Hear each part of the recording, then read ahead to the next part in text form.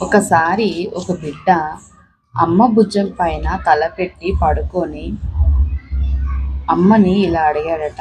అమ్మ, నీ భుజాల పైన పడుకుంటే చాలా బాగుంది. నన్ను ఎప్పటి వరకు ఇలా పడుకోనిస్తావు అని అలా అమ్మని అడిగాడట. అప్పుడు అది విన్న వాళ్ళ అమ్మ బాబును చూస్తూ మురిసిపోతూ తల నిమిరి ఇలా అన్నదట.